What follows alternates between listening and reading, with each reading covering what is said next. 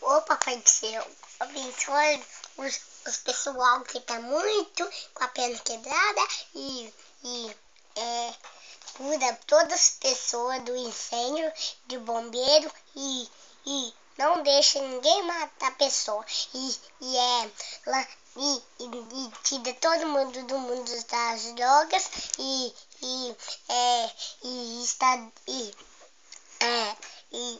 cura toda pessoa, Papai do Céu. Por favor, tá?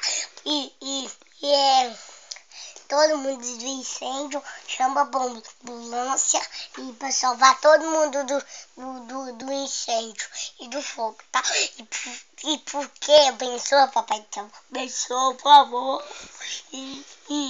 Não pode rir, Gabriela. Deixa seu irmão orar, Gabriela. Eu tô vendo. E não deixa as pessoas tudo quer matar, Papai do Céu.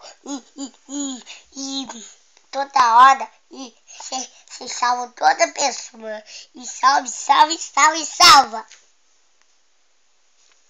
Acabou. Que?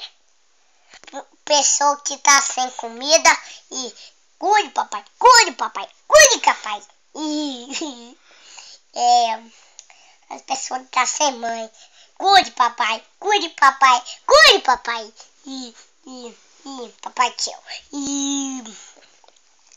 Toda pessoa não pode ficar demanda. Cuide, papai do Céu. Cuide. Pronto. Que? Amém. Amém, né, meu filho? É. Né? As pessoas que estão no hospital doente também, você pediu? Então. E as pessoas que estão no hospital doente. A tia Jane e a mamãe. Mamãe ainda no hospital, não. E a tia Jane, a vovó e abençoe, papai. Abençoe. Em nome de Jesus, né? Em nome de Jesus, né? Amém. Amém.